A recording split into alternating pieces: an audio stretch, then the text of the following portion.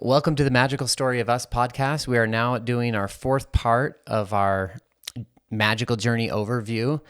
And last episode, we left off where we had sold our home. We sort of had this really magical, crazy amount of changes going on in 2022 and the early part of 2022. And we had planned to go to Bali, and then Bali fell through. And, there was some other things, and we ended up we talked about Ista, and all these other really magical things were happening in our relationship. We went to choose into each other 100%. And so life was really shifting very, very fast for us. And by the time that July, August rolled around, we decided to sell our home, and we ended up doing a magical working and calling in a perfect buyer for that. So that's kind of where we left off last time. And we want to pick it up now on our journeys across the world.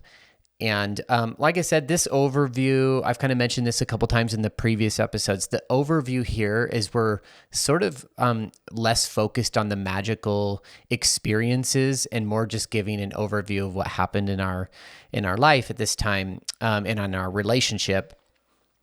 But we will be doing episodes where we go into the detail. There'll be shorter episodes, but we'll go into the detail of some of the really cool magical things that happened. So let's pick it up at basically when we drove away. Like the night before. Maybe we talk a little bit about that night before when we were walking through our home.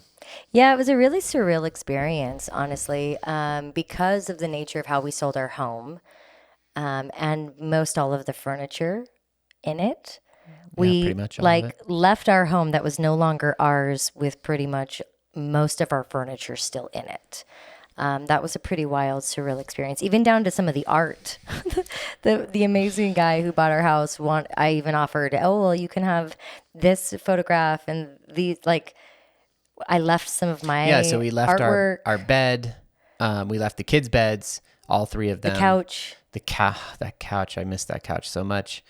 the entire basement Airbnb rental was entirely furnished. It was walked basically out like with an all entire of that. house down there, and like everything you would need for an entire home. Yeah. Like all the kitchen. Imagine moving, saying, "Okay, I'm leaving," walking out of your house that has like all of your furnishings in it, down to like even art on the walls, and just knowing that none of it was yours anymore.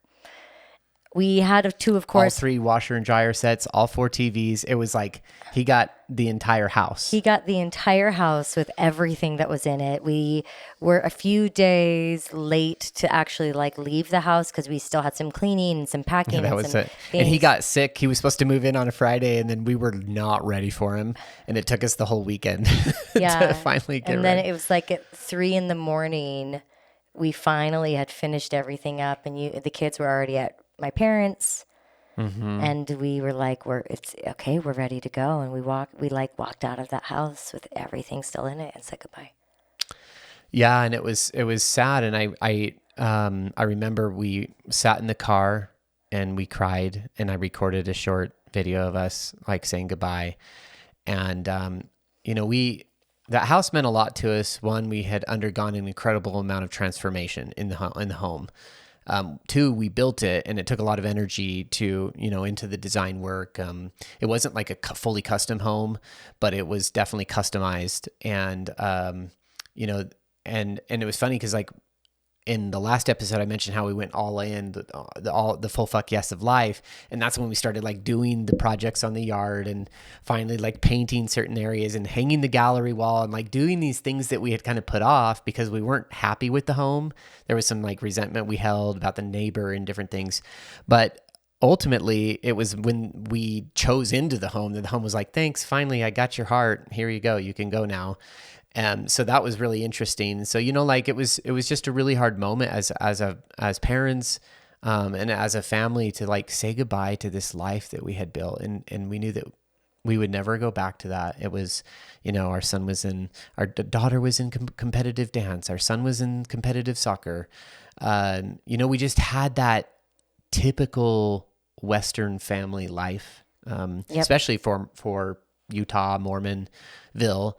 And so, it was like we were really just venturing into the unknown. We had no idea what was going to be before us. And here we are, what are we, 3 years later now? Almost 3 years later. Right. No, I guess. No, we left in September of 2022. Yeah, it's 3 years. It's been 3 years. So this is 3 years later. We're now in Colorado, and there are components of our life that are similar, but it is drastically different. And we're so excited about what we're doing now and where spirit and life and God and the universe has led us. So, okay, so what did we do? We drove away that night saying goodbye. We went back to my parents, and then the next day we left on our journey. And when we drove off, I remember like that last day in Utah, I had to, of course, go get a chai latte from Beanie's. Maybe, like that was a must. But then we ended up, our first stop on this journey was the Salt Flats. Yeah, no, we were actually en route to Northern California. We were going to go to the Redwoods and spend about a week there in a really beautiful sort of retreat center that has been, then it was very much in progress of being built and had held some retreats. Now it is fully functional. And it's a friend of Carolee's from college, but it's called Spirit Camp. Check it out. Spirit Camp is beautiful. So cool what they're doing. California, like, near Nathaniel and Julian, they're just amazing individuals doing really, really good work. Yeah, I'm trying to remember the city it's by. Albion, I think, is this actual city that it's in. It starts with an M, maybe. Mendocino. Maybe, I don't know. Anyway, it's like 2.5 hours north of San Francisco. But anyway, so yeah, we hit the Salt Flats and it was like so perfect, guys. We were like, oh, let's stop here. We pulled onto the Salt Flats and we all got out. We had our 2 white cars and all the kids got out and we were just running around in this beautiful, sort of like a light breeze, the salty air, the sun was setting. I had this magical moment of like sort of being gifted this aura cleanse with the salt. And I just remember feeling like so grateful because, man, that last week was so hard to like clear out that what we did need to clear out was still really difficult. And there was a lot of work we had to put into the home. God bless us that thank God that we didn't have to like move all of our furniture, that this guy, Sam, bought everything. It was just such a blessing. Yeah, he did. So we finished up the Salt Flats and so I just want to mention that first dinner we had as traveling, we stopped at the border because we were right there near the border where we, kind of visited the Salt Flats of Nevada and Utah. And we found this restaurant and we were like, a Mexican restaurant. And we were like, let's eat some Mexican, you guys. It was like the most fucking shady, crazy, like eerie vibe place I've ever been. It reminded me of a drug fronted place in like Salt Lake, Western Salt Lake that we went to. But we went in there and like the kids ordered the food and like we ordered food and like they brought it out, you guys, and it was like my kids wouldn't even eat it. And my kids will eat almost anything. And they looked at it and they're like, I don't want to eat that. Like the vibe was so fucking low. It looked like somebody went to the worst. It actually was kind of a dark energy vibe too. Like everybody, we could feel, we didn't stay there very long. It was weird and we wanted to get out of there. And so we were all starving and yeah, it's like the start of this magical journey. We had the first place we landed at, didn't we even have to leave? That night? Was it that? Because it was night? A spider infested, like. Yeah, that's right. Like, the fence in the front of the yard had been knocked over from like car chasing. It was in Reno. Anyway, it was a wild ride, you guys. It was a wild time. We're leaving everything. We've got literally 2 vehicles. We're caravanning, because we had all of Britton's sound healing equipment. None of that was something we had sold. We were taking it to Spirit Camp. Nathaniel and Julian sit there while we traveled. Were willing to be the sacred guardians of Britton's sound healing, his gongs, his crystal bowls, his Tibetan bowls, his witch chimes, like everything he needed to have a sacred place to be held while we were about to go on this journey that we didn't even have any idea what it was going to become. And so that was bookmark this little concept that we dropped my gongs off, because I ended up leaving the gongs out for people to like have in their chapel, which is their sacred ceremony room. It was like an old chapel because it was like a Christian camp. But anyway, like there's a really cool like end-to-end story about the gongs that we'll come and talk about. Yeah. So moving on, we like started this journey. We made it to, the intention was to go to California, to go to the Redwoods, and drop in with them at Spirit Camp. And we made it there. And we stayed in some of their cabins, and the children fell in love with the magic of the Redwoods. And we were there for a couple of days, and just really were able to drop in and have the magic of the land there hold us as we were getting ready to like take off and fly to Bali. That was really cool. We flew out of LA. And the whole LA experience, LAX, was interesting. You know, we showed up with our 2 cars. We're like, I was going to try and sell them because we didn't need them anymore.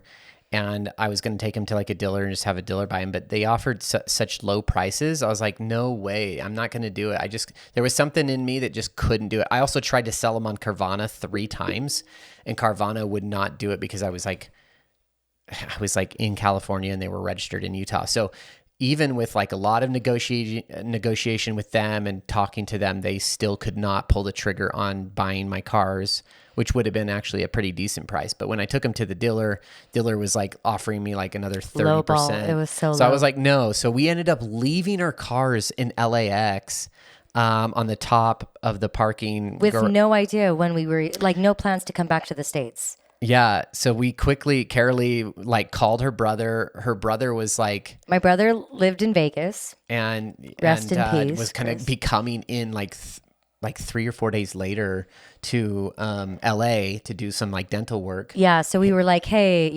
Chris, what if we bought you a plane ticket to fly to LA for your dental work instead of driving, and then you could go acquire our vehicles from the roof of the airport parking garage, and then drive. So he did that. So him and Jelaine, his wife, they came down, they grabbed him, and they drove him back to Vegas, and they sat in Vegas for like about 3 months, and then we paid another friend to fly down to Vegas to get the vehicles and drive them back up to Utah, to my brother's house. And we did all of this while on the other side of the world. By that point, we were trying to negotiate and navigate and try to do this while we were in Bali. And the time difference was so... It was crazy. It was like just the complete opposite side of the world. We were awake when everybody here was asleep. So it was really hard to like sync up and get this done. But we got it done. And our cars ended up being... the whole fact that we didn't sell our vehicles was crucial to how we landed back in Utah. And we didn't know we were going to come back to Utah. We had no idea what we were doing. So the fact that they were in Utah and we ended up going... So we'll get to that. But yeah, so getting through LAX took us 4 hours. We had 18 large...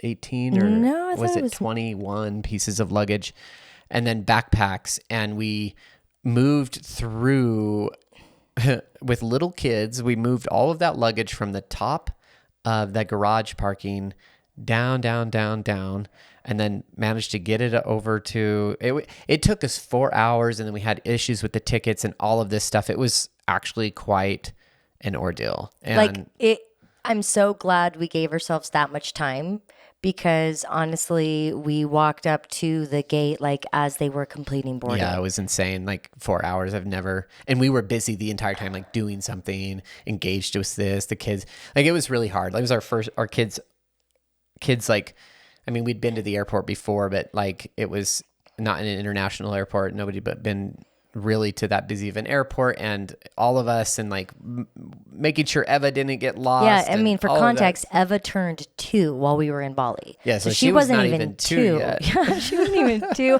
She's like strapped on my body in a sling. We're trying to manage all these, like it was trial by fire or initiation. It was an initiation, and we did not know what we were getting into.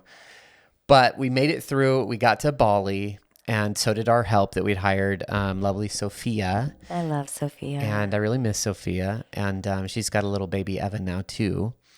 It's so beautiful. She has her first little daughter that she named Eva. That's so cute. So Sophia actually got on the plane, a different flight, like a little bit before or after us. And, it was before. She was with us in LA. Yeah, she just hopped on a different flight. It's like 8 hours before. Yeah.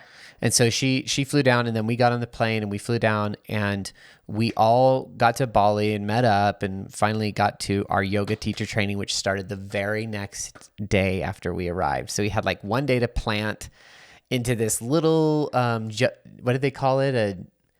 A jungalo, or what was it? Jugalo, maybe is how you say it. It's a traditional Indonesian like home with like a thatched roof.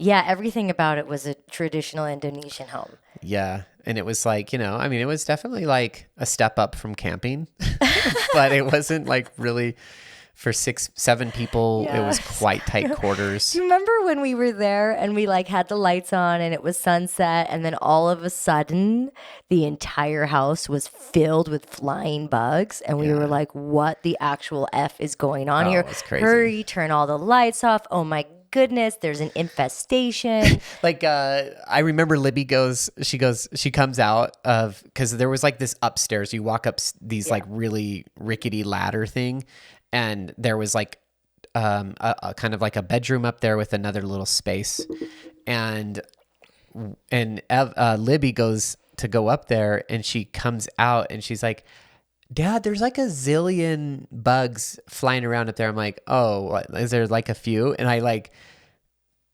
peek up there and I see literally a zillion. I was like, oh my God, what has happened? And so they'd brooded or something inside there. They were termites. Flying termites. Yeah, that's right. That, were living in... No, they live in the wood of the Joglo. And when at sunset, especially if there's lights... This was something that we didn't, like, the problem didn't go away. We just would not have the lights on at certain hours. Yeah, it was crazy. So that was quite an experience. But we started our month-long YTT training in Bali, and just, had such an incredible healing experience, stretching our bodies out, doing yoga in this fashion for the first time, training, and spending 30 days with this group. And it was led by Amanda Giovanni and... No, Giacomini is how you say it. Giacomini, sorry. And then Nick. What's his last name? Same. MC Yogi. MC Yogi and Amanda of 10,000 Buddhas. That's the best way to lay it out. So Amanda and Nick, who are actually no longer married, taught that. And it was a really awesome time. We studied the Bhagavad Gita. Uh-huh. We did yin yoga. We did vinyasa flows.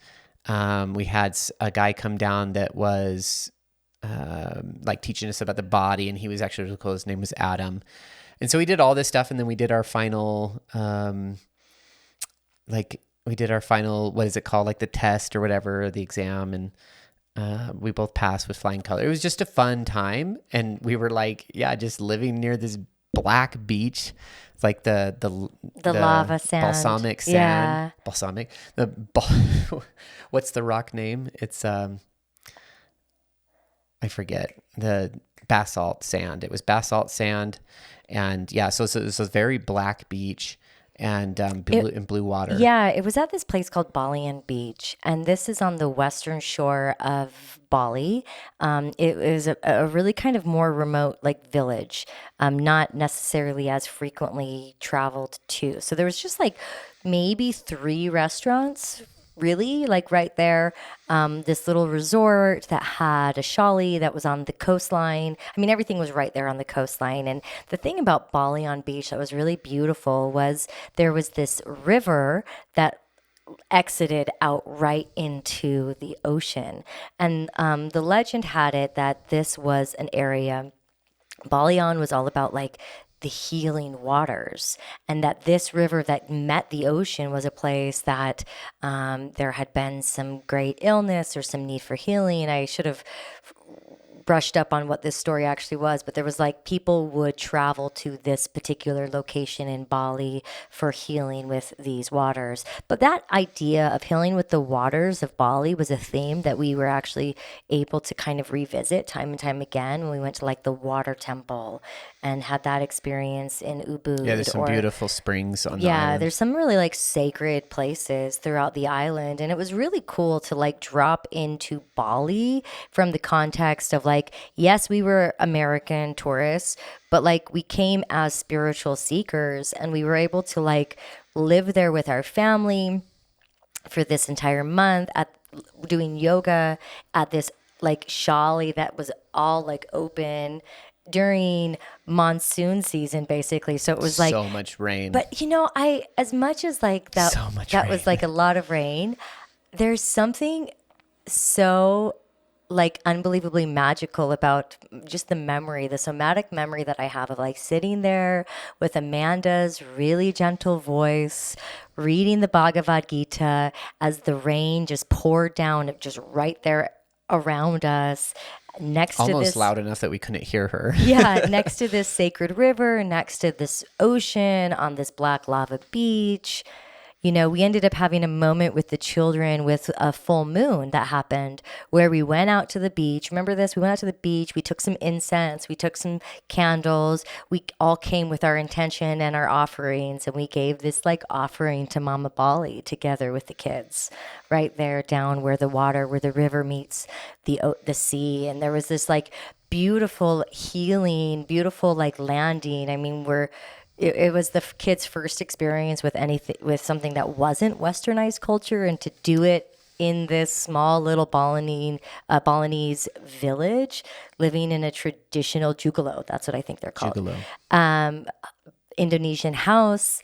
And, I mean, we even, I remember we'd wake up and be like, we can totally hear what it was, a rat or a mouse, like crawling around in the kitchen, eating through the bread. Like we learned what it was like to live with the elements in a way that we had never had to experience. Oh, it was wild. And we remember there was a gecko. And the gecko, it was interesting. We learned about geckos is they poop around the same time every day. And in the same kind of area, they kind of have a spot. So you can kind of like there was a gecko that would poop in the chalet, and then there was a gecko that would poop in our master bedroom, and so like I remember, like just walking in some days, and then there's a big turd on the ground, but the gecko would like gecko. And we learned, like, we just learned to, and at night it was so loud, you guys, like the frogs and all the different creatures are making all their noises. And you're just like, okay, I guess I'm just sleeping in this. Like it's not like here where we're like fully insulated from the outside, It's very much like there's a lot of airflow and there isn't the worry about insulation because they are cooling some of these buildings. And so that would help if they had more consciousness around that. But yeah, it's like air can just flow through like areas. we had to sleep with mosquito nets. Yes, mosquito nets. I remember that most of the homes had an option for a mosquito net. Do you remember Mojo's? There was a little coffee shop right there at Bali on Beach called Mojo's that was really quite a lovely cappuccino. So like we'd walk over there. And then what was the name of that other really good restaurant that was also a place where people stayed? I don't remember. Yeah, it was just up the street a little bit. Yeah, a bit fancier. I don't remember. But yeah, we would just, we basically as a family were sort of like thrown into this, looking back on it, we were really just truly walking into the unknown. We had no idea what we were doing. We just thought, we knew that spirit did not, like, we knew that when we got back from ISTA, it was like Utah was over. And because we already had plans to go to Bali, we were just like, well, we're kind of going that direction. So let's just make Bali happen. And so then we said, when we get down there, we can assess where we want to live. And so we really thought Bali was going to be home. Yeah, we did. And so we kind of approached it that way. Our plan was 30 days doing the yoga teacher training, and then we would drop in as a family and begin to travel the island. And Well, we actually first thought we would just maybe find our new home, but what we learned pretty quickly was, given the nature of the way houses are in Bali, it's important to see where you're going to live almost before you like make a long-term commitment to it. And then also the speed at which you travel throughout the island is very different. So like what might take us 15 minutes here in the States ended up being like an hour, maybe even 2 hours in Bali. about an hour. Yeah. You know, and so we realized that traveling with our children around the island, using car services to help us, and testing out the different communities, it turned into like, okay, we actually need to now book accommodations in lots of different places to determine what part of Bali is going to be the best fit. Yeah. So then as soon as the YTT completed, we were like not sure where we were going to go next. And we literally 2 days before we had to leave, we still didn't have another place to go.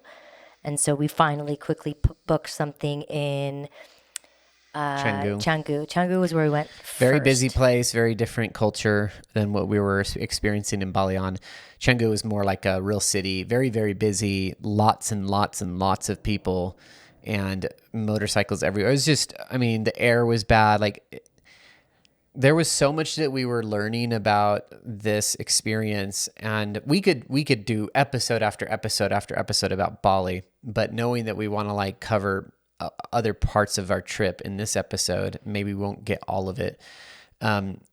Suffice it to say that Bali was definitely initiation by fire, and Mama Bali is known to like really drive out like people that just can't handle her energy. And some of the people that were even in the YTT bailed, they couldn't handle it. I personally got really sick. I ended up getting, I think we all got the what's called Bali belly, but I got, I think I had parasites in me already. And then, like Bali just made it way worse, and I started losing weight and I was getting thin in the face, and I just remember not feeling very healthy. And like, there was a couple times where I almost couldn't go to yoga class. And, Bali really initiated us, and like, it was not an easy place, but it was a gorgeous place. And we had a lot of cool experiences, and we had a lot of fun times as a family, but it was also kind of stressful because, like we were on the search for a home for like half that time. And I'll just jump in and say that, like basically halfway through a 5-month stay at Bali, halfway through that, we realized that Bali wasn't going to be home. We had kind of both felt into the vibe enough that we were just like, yeah, this isn't it. This isn't where we want to be. Well, we received an omen. I won't get into all the details, but we received a very clear omen that when we then tuned into what the omen was giving, it was Christmas. We were staying in a bamboo tree, like a house literally made So of beautiful, bamboo. yeah. Completely, everything was made of bamboo. The floor, the framing, the walls, the light switches, every single thing. I was mean, bamboo. if you go to like Airbnb's website and look at like the most popular places to stay, especially like in Bali, where we stayed is probably it's literally one of those. It's like places. an iconic place in Bali. Yeah. And so we had booked this for Christmas because we're like, we're not going to have a Christmas tree. Let's just live in a tree. And so while there, we received a very clear omen that as we tuned in, again, pulling back in the magic, we lived at this point because we were so surrendered to the unknown, and we were moving. We didn't stay very long in each place. And we were just trying to discover what was next and really open to that flow. When we received this omen, we were like, ooh, what does this mean? And we got pretty clear that like, oh, this is trying to tell us that Bali is a very important part of the overall journey, but not the end all. What we thought we were going to do in Bali wasn't what Bali was about. She was giving us lessons and initiations and understandings about our healing, because this whole thing was really actually about healing too. It was definitely about healing. Like we were trying to find a new way to raise our family, a new way to live our life as a couple. And the Western society was not it. At least what we had envisioned of it, right? Like the way that we were raised in it and stuff. And we very much don't live right now, even though we're in Colorado, we very much do not live the traditional Western life. In fact, my son just snapped his ACL, ruptured it recently, and we have chosen not to do medicine or healthcare via insurance, and so there's a difference there that we've chosen into, and like it creates some problems, like how do you approach things like this? So anyway, going back to Bali, so we got this, we got the moth, and the moth was like death transformation, and that was the omen. The death was the death of the idea of you're going to stay here in Bali, and we sort of knew at that moment that was when it was over.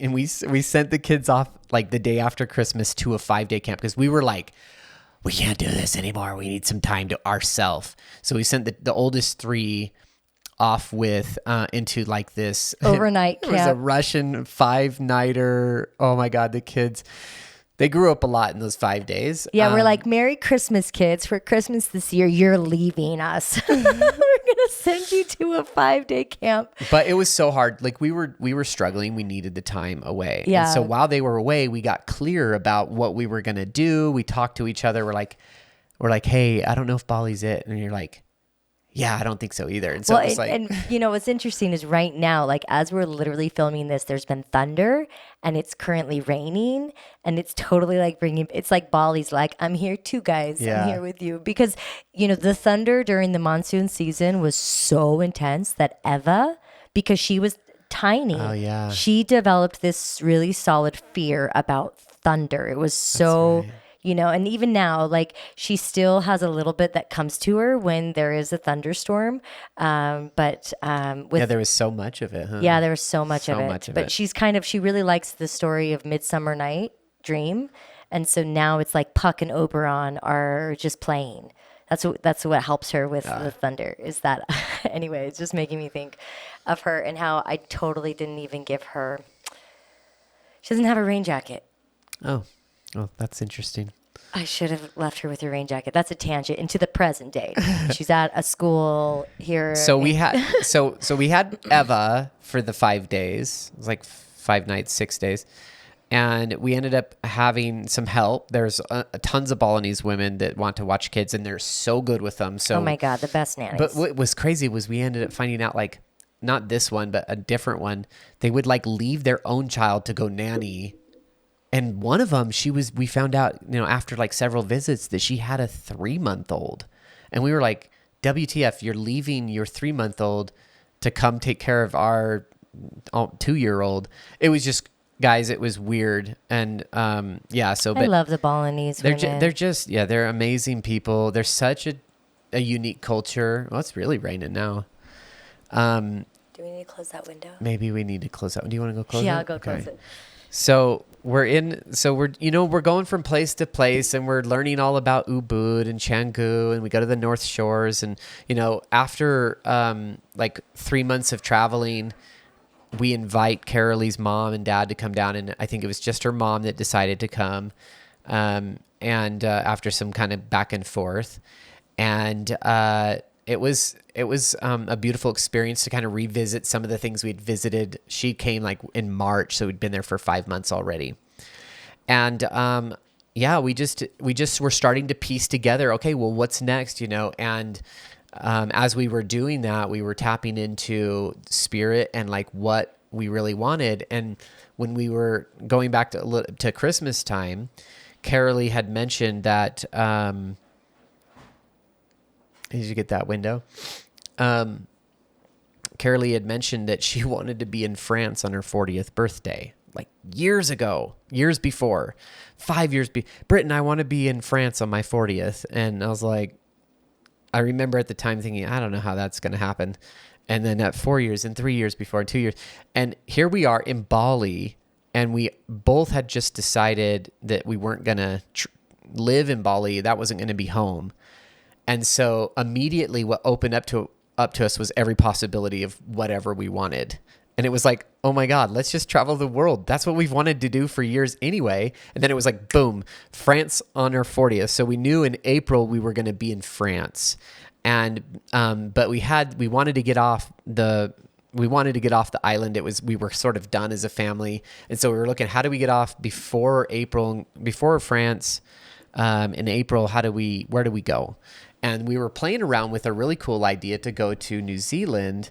And we were going to do this awesome, 2 weeks in New Zealand, 3 weeks in New Zealand. And we had planned out to see all these really cool things with the making of the Lord of the Rings and the Hobbit, and had planned out all this stuff. And just as we were about to buy the tickets, all of a sudden this massive storm came through New Zealand and flooded everywhere, and including a lot of the places we wanted to be, and there was some damage. And so it was like, no, you're not going to New Zealand. And so I was like, okay, well, the other option was Vietnam. And the reason why I chose Vietnam is because on my LDS mission, I spoke Vietnamese in Australia, and I had never been to Vietnam. And so I really wanted to go there. So I called up an old friend, mission companion, got some information from him, and we planned out 3 weeks in Vietnam. And we went there, and that was our next stop. So we'll talk about that actually in the next podcast. But there was something now that you're back, that I want to mention about what happened in Bali, because like I said, things were falling into place. Like, we knew that we were going to be in France for her 40th. Yeah, because I had literally at 35, I had said, I don't know how it's going to happen, but I have to spend my 40th birthday in Paris. And then like, your soul was like, my this soul was will like, happen. I just it's have in to the be. timeline. It's written. Yeah. And so as you know, when we were living in Bali, I was like, oof, we're all the way in Bali. I don't know how that's going to happen. But then when we were like, oh, Bali's not the home anymore, let's really experience. Yeah, I kind of said all this already while you were walking around. I was trying to close all the windows. But yeah, like being able to tune back into that manifestation that my voice had activated at 35 and calling it in, it was like I knew Paris needed to happen. Yeah. Yeah. So another beautiful thing of like how the trip before us kind of like started to fill in a little bit was this just as her mom arrived, it was just as her mom arrived, or just before, in like mid-February. We were staying in the neck of Bali. So like there's Bali is kind of divided by a small neck, a lower part, and a big upper part. And we were on that neck in a place called Jimbaran. And I remember one night, it was kind of a nice little place with a pool. Most of them had pools and stuff. We were doing all the Airbnbs and just living it up. And I was sitting there laying in bed, and Carolee was talking to her mom or something. I can't remember. And I'm just like in this deep reflection of like, God, I want to go to Egypt. I'm totally going to Egypt. How do I go to Egypt, and how do I do it as a spiritual pilgrim and not as a tourist? Because I know there's tons of things for tourists there. They can get tours through the temples and pyramids and all that stuff. And we wanted that. And she didn't even know I was thinking about this.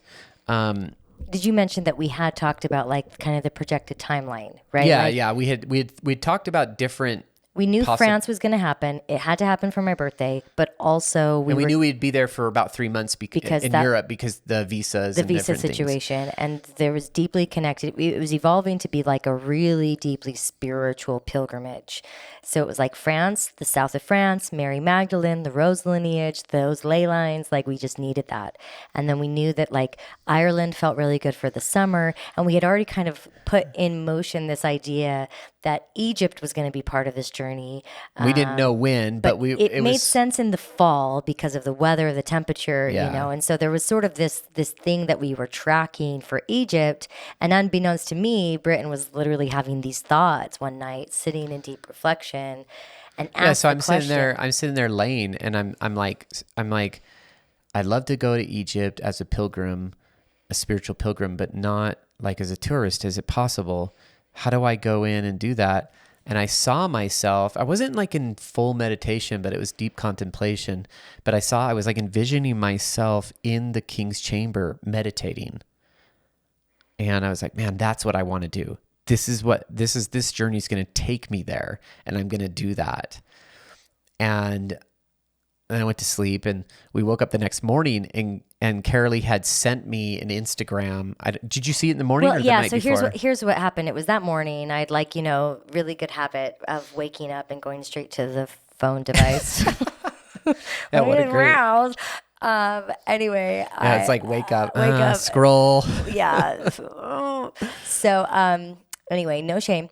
and maybe a little bit. Anyway, I was Spirit scrolling. still works with you, Oh even my in your goodness, weakness. so much. So I'm scrolling and I see this magical advertisement coming in my stories. It wasn't anybody that I was following. It was just one of those Instagram, like it literally had the picture of the pyramid. It was a really beautiful graphic. It was this thing called Alchemies of Egypt. The dates on it were September. We had already talked about Egypt in September. It was a 2-week pilgrimage that was held by this incredibly beautiful priestess, half Egyptian woman who really is initiated into the path of guiding these journeys because of her like lineage and ancestry and her connections in Egypt. She grew up half in like the UK and half in Cairo, and so She was well educated. Her English was like impeccable. yeah, named Lara, House of Light. Check her out. Anyway, she had made this beautiful graphic for this pilgrimage, this Alchemies of Egypt. And I'll be honest, when I saw it, something in me was like, oh, what? But I closed down my Instagram and put it away. I didn't want to send it at first because I was afraid. You know, isn't it funny that our own fear like tends to cause us to give the reason why something won't work before we even get curious about how it could? How could this evolve? Like, what was I afraid of? You're probably like, why were you afraid? I was afraid because he had expressed, you had expressed such a desire, such a pull, such a need to be in Egypt, that I was like, well, how would this be possible to have both of us be able to go? Yeah, because it was like a 2-week experience, potentially even a third week. And of course, we couldn't do it with our children. There's no Yeah, so possible my way. thought was like, oh no, I'm going to have to be the one that stays and watches the children, and he's going to get to go to Egypt without me. I don't want to share this with him because I don't want him to go to Egypt without me. I have to be part of it. I really needed to. So I hesitated, I paused. And yeah, there's like a lot to be said about that because as parents, like how do you find yourself while also tending to the needs and the souls, the desires and the complexity of raising children? Oftentimes when we talk about how we went on this journey, Wild. we went on this journey. We traveled the world. It was a soul level pilgrimage. We did world schooling. We did it all with our 4 children. And people are like, wait, what? And yeah, that what is true because they weren't, while we were living in Bali, we did have help from Balinese nannies, but the children were not in any schools. They were home like when you also live with homeschooling kind of ideologies, you're more used to having your kids around. Yeah, it was But completely structureless. yeah, but like at that point in Bali, there was a lot of unschooling that was even happening. Like we were literally deconstructing from Western society, Western culture, patriarchal religions, dropping into like even allowing the beautiful like Balinese Hinduism to like infuse into like being able to expand and be curious about other faiths and how people hold their spirituality and the duality that's existing there in Bali. Like all of this was a restructuring through the deconstruction. So that was like the sum of like your fear was like all of this, like how could we possibly go together because we have to focus on our children. Yeah, so it was like the cost. Anytime we try to do something together, it's double the cost. And then, like, what are we going to do with the kids? I think this was like a 20,000. Both. It was $10,000 a person. Yep, for both. Well, of us. it was going to be 15,000 if you're single, 20 if you're a couple. Yeah. And so it was it was not cheap. It was not cheap. It was a big investment for us to do it together and then also figure But out. let's get to the point. So Yeah. So hang on. So I didn't share it with you at first. I put my phone away, and then I was like, no, actually, I need to send this to him. So I opened it back up, and sure enough, the advertisement was still accessible. how long was it between when you? Oh, just a few minutes. I couldn't. So it was spinning. It was around. spinning. I was like, oh. So I send it to him through Insta stories. I didn't need send just it shared through it. message. I just shared it. I wake up, I look at my phone because I'm really good at not getting on my device right when I wake up. But you still did it. I was joking. It was a sarcastic comment. Hello. Especially when we were doing that, it was like we were so out of any routine that it was just like, yeah, anyway. So I grab my phone and I see that she sent me something. So I go in and it's exactly what I wanted. I was like, oh my God, Carolee, I'm like, where did you see this? And it had like going into all of the pyramids and these sacred temple sites like Karnak and Luxor and Valley of the Kings and all these places. And we got to do ritual in them. That means we got to go into as a spiritual pilgrim and connect with the old deity energy that's in those places. Yeah, we weren't going as like tourists. We were literally going as spiritual pilgrims, and that's exactly what we wanted. Yeah. And he was like, "This." And it gets better. Like it was like, and it was like exactly in the right time of the year. It was exactly how I saw myself going through this, and so I was like, "This is it, babe. We're going to this." Now, here's what's even cooler. Lara was living in Bali at the time. And so when we connected with this ad, I sent her a message immediately. I'm like, I'm in. How do I get to know more about this? And I said, we're currently traveling, but I'm in Bali right now. And she writes back and she's like, I'm in Bali too. And I'm like, okay, well, let's meet up. And so we all three of us met up, and it was a few weeks later or something. And, at a cafe in Perenninon. Yeah. And got to know Lara, and it was like absolutely perfect, the whole thing. So it was like this beautiful gift had just come, like as I knew that Spirit was calling us to Egypt, but it was coming through me because of my connection to Egypt, my studies of Egypt, and also my connection to the raw material, the Law of One, that came through in the 1980s. I had been a student of that. And so, so that was how we got Egypt landed. And then one thing I'll just mention, we'll mention Ireland and the story of Ireland when we get to France and how we landed Ireland, because I think we'll wait for that one. So it was just really beautiful, like things started to piece together.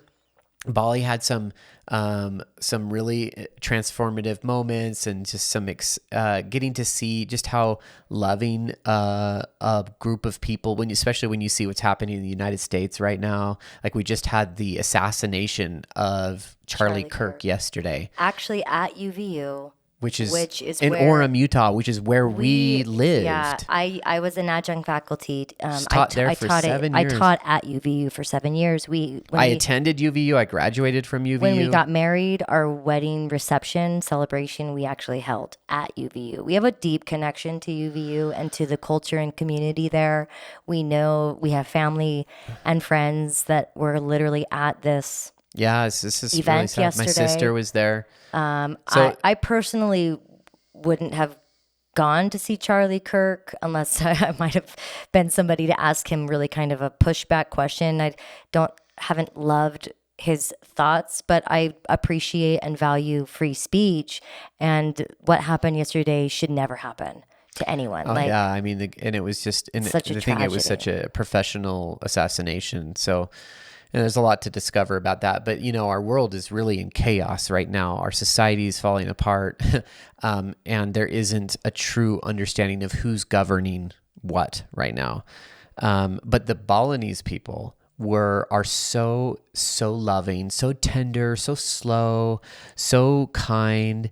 They love children. Everywhere we went, Eva was the shining star. Oh, can we hold Eva? And Eva just got passed around to all these Balinese ladies, and everywhere we went, and she just loved it. She loved the being held, and she loved the way that she was treated. And so we just have so much fond memories of Bali that, like I said, we could do podcast after podcast episode on the different experiences in Bali. I really wasn't ever scared in Bali, except for like one time. You know what scared me? The monkey taking Truman's shoe. Well, I was going to say just the monkeys. Yeah, the monkeys, man. The monkeys. There was that one moment where I put Eva on my shoulders. When you had Eva on your shoulders in the monkey forest in Ubud next to New Kuning where we were living. Like Eva's up on Britton's shoulders. We're walking around. She's not much bigger than the monkeys. And they were like coming in angry. Like they were starting to to like, what do you sort of create a herd around me, and like they were coming for us, and we were like, this is not feeling safe anymore. So he like popped Eva off the shoulders, held her in her arms, and we like booked it to the other side of the monkey forest because so like I never felt threatened by the Balinese people. I mean, okay, there was one other time that I was like, I got to get out of here, and it was when we had booked a vehicle to give us a ride to the water park. We actually met this amazing family that was also living in Bali. They are, interestingly enough, were also from Utah. Yeah, that was weird. They lived, like, their Utah home was only 10 minutes away from where our Utah home was. So crazy. This cool family. And we met up with them a couple of times. Our kids really got along. And we went to this water park with them one day. But we booked a ride. And that ride showed up. And the kids climbed in the back seat. And all of a sudden, 1,000 tiny little baby spiders were crawling all over like everything. So we like jumped out. He's like, what is this? And he's like, oh my goodness. And so we jump out. The guy pulls open this. I'm like, dude, we vacated the car, and then I'm like, there was a spider infestation. And so he pulls this chemical out, and he's like spraying it everywhere over everything. He's like, it's okay. And I'm like, bro, we're not getting back in that car. I'm like, see you later. Like, we're calling another cab. And he's like, no, it's okay. And I'm like, it's not okay. It's like a no fast. So we had just fun experiences like that. And so I think what we'll do is we'll pick it up on the transition from Bali to Vietnam and then into France for the next one. But what a beautiful, beautiful time we had in Bali with the oceans and the different jungles and the different places we stayed. I think we ended up staying in 12 different places all over the island. In the course of 5 months. In the course of 5 months. So we moved a lot, and we downsized. By the time we left, we went from the 18 pieces of luggage to 6. And it felt so good. Yeah, because we realized moving around that what we had was way too much stuff. Sent some home with your mom. Yeah. Sent some home with another friend. And then we sold the rest. Yep. And consolidated or gave it away. So in the course of Bali, right, we had lived all over the island. We ended up being at one point on the east shoreline to do snorkeling. We ended up being up on the north of Bali to go and experience the dolphins. We were in the central part in Ubud. A couple times. Canggu a few times. Canggu. We were down in Jimbaran, Perenninan. And then we visited the lower part of Bali. We didn't actually stay down there, but was it called? Lombok? No, we went across. Trying to remember the place that we went where there was the really cool Uluwatu? spa. Uluwatu, yeah. Yep, we went to Uluwatu. Such Bali, a beautiful area. We stayed a couple different places, like near the Green Village where the made bamboo. A lot of friends. Yep. Yeah, some really cool people. So there's one other shout out. There is, if you're in Bali, if you're traveling to Bali, if you're visiting Bali, please, for the love of everything good food, go to Mudra. Oh, yeah. In Ubud. There is this cafe called Mudra. It's in Ubud. The owners are incredible people, and the food is exceptional. A lot of the food in Bali is actually really good because there's a lot of conscious people focused on like farm to table there. And so they're very like organic foods. They're very, a lot of people want to start up restaurants that offer that type of level of quality. Because there are also like a ton of shitty, like worse than food than the United States there. So we ended up eating at a lot of really nice places, and it's so cheap, you guys. And get massages if you go to Bali. They're like $5 to $7, like USD. Yeah, for like the best. For like something so good. I want to do one more shout out for Bali, Wild Child Bali. This is Julia. Are they still down there? They're all over the place because they're just amazing like that. But like they just went to Burning Man. They also have a place in Portugal now. Julia and Ricky, two really phenomenally beautiful humans. They have this place called Wild Child Bali. They were Cirque du Soleil performers. Yeah, so like Liberty was introduced to aerials. The boys would go and do parkour. They were so cool. We would literally put our kids on Gojeks and send them from us to Julia and Ricky. Guys, the kids are coming, and they're like, "We got you." And the kids would show up, and they would do the circus arts. And they've all really been. They were. I mean, that was one of the favorite things about Bali, was meeting also this incredible couple and what they offered in this activity that we were able to have our kids be able to enjoy. So like so much of our journey was informed by like what our children needed, but also what we needed and how to integrate that in this whole picture of the constellation of our family. I think ultimately what people should get from this is that you can travel in the unknown and be led totally. You don't have to like sit. I was such a left-brained person, like planning everything out. I purposely did not do that during this trip. In fact, I let her lead a lot of the planning.